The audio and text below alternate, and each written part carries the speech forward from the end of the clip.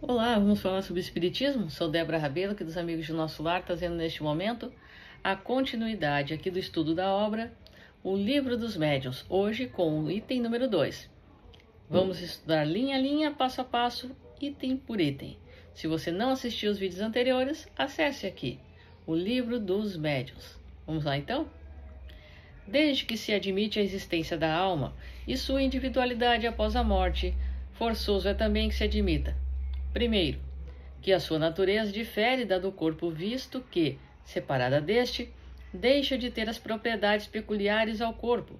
Segundo,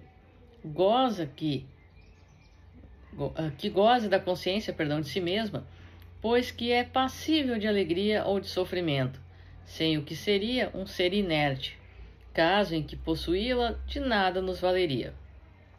Admitido isso, tem-se que admitir que essa alma vai para alguma parte que venha a ser feito dela. E para onde vai? Segundo a crença vulgar, vai para o inferno, vai para o céu ou para o inferno. Mas onde ficam o céu e o inferno? Dizia-se outrora que o céu era acima e o inferno era embaixo. Porém, o que são o alto e o baixo no universo? Uma vez que se conhecem a esfericidade da Terra, o movimento dos astros, movimento que faz com que o que em dado instante está no alto esteja 12 horas depois embaixo, e o infinito do espaço através do qual o olhar penetra, indo a distâncias consideráveis. Verdade é que por lugares inferiores também se designam as profundezas da Terra, mas que vêm a ser essas profundezas? Desde que a geologia as esquadrinhou, que ficariam sendo igualmente as esferas concêntricas chamadas céu de fogo, céu das estrelas, desde que se verificou que a Terra não é o centro dos mundos, que mesmo o nosso Sol não é único, que milhões de sóis brilham no espaço, constituindo cada um o centro de um turbilhão planetário. Aqui ficou reduzida a importância da Terra, mergulhada nessa imensidade. Porque injustificável privilégio este quase perceptível grão de areia, que não avulta pelo seu volume, nem pela sua posição, nem pelo papel que lhe cabe desempenhar, seria o único planeta povoado de seres racionais? A razão se recusa a admitir semelhante nulidade do infinito, e tudo nos diz que os diferentes mundos são habitados. Ora, se são povoados, também fornecem seus contingentes para o mundo das almas. Porém, ainda uma vez, que terá sido feito dessas almas depois que a astronomia e a geologia destruíram as moradas que se lhes destinavam e, sobretudo, depois que a teoria tão racional da pluralidade dos mundos as multiplicou ao infinito? Não podendo a doutrina da localização das almas harmonizar-se com os dados da ciência, outra doutrina mais lógica lhes assina por domínio, não um lugar determinado e circunscrito, mas o espaço universal. Formam elas um mundo invisível, no qual vivemos imersos, que nos cerca e acotovela incessantemente. Haverá nisso impossibilidade alguma, coisa que repugne a razão? De modo nenhum. Tudo, ao contrário, nos afirma que não pode ser outra maneira. Mas, então, que vem a ser das penas e recompensas futuras, desde que se lhes suprimam os lugares especiais onde se efetivem? Notai que a incredulidade com relação a tais penas e recompensas provém geralmente de serem umas e outras apresentadas em condições inadmissíveis. Dizei em vez disso, que as almas tiram de si mesmas a sua felicidade ou a sua desgraça, que a sorte lhes está subordinada ao estado moral, que a reunião das que se votam mútua simpatia e são boas representa para elas uma fonte de ventura, que, de acordo com o grau de purificação que tenham alcançado, penetram e entreveem coisas que almas grosseiras não distinguem, e toda a gente compreenderá sem dificuldade. Dizei que mais que as almas não atingem o grau supremo, senão pelos esforços, que façam por se melhorarem e depois de uma série de provas adequadas à sua purificação.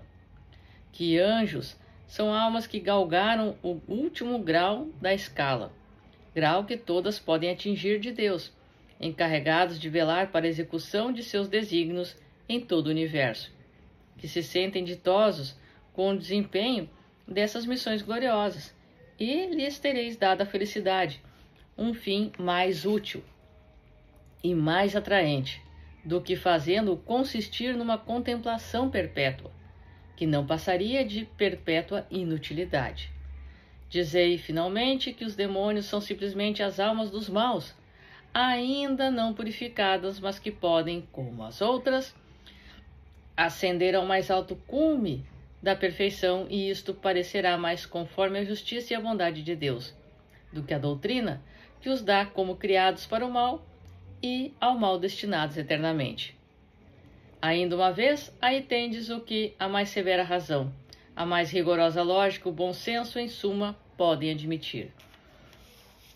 Ora, essas almas que povoam o espaço são precisamente ou a que chamam espíritos. Assim, pois, os espíritos não são senão almas dos homens despojadas do invólucro corpóreo. Mais hipotética lhe seria a existência se fossem seres à parte. Se, porém, se admitir que há almas, necessário também será se admita que os espíritos são simplesmente as almas e nada mais. Se admite que as almas estão por toda parte, ter-se-ia que admitir do mesmo modo que os espíritos estão por toda parte. Possível, portanto, não fora negar a existência dos espíritos, senão sem negar a das almas. Então, nós podemos perceber aqui aquilo que nós lemos também no Evangelho segundo o Espiritismo. Há muitas moradas na casa do meu Pai. Para onde vamos depois? Aqueles que não param para pensar, ou que pensam que a questão do sono eterno explica a eles tudo, muitas vezes não param para essa atenção de que se estamos em algum lugar, se estamos em algum local, então é porque existem outros mundos habitados. Não estaremos simplesmente voando, perdidos por aí. Que os chamados espíritos não são almas penadas, como algumas pessoas dizem, neste nosso mundo ainda muito material. Somos apenas libertos deste corpo físico e prosseguimos vivendo, existindo, evoluindo. Aqueles que ainda são maus, aonde o bem não conseguiu tocar seus espíritos, estão doentes e necessitam de oração, como nós ainda muito necessitamos. Tal é o grau de vícios que ainda temos, mas iremos evoluir, tal é a lei, certo? Então este foi o item número 2, no próximo estudo adentraremos no item número 3. Sou Débora Rabelo, um forte abraço para você, que os bons espíritos nos guiem, Jesus nos abençoe. Até a próxima.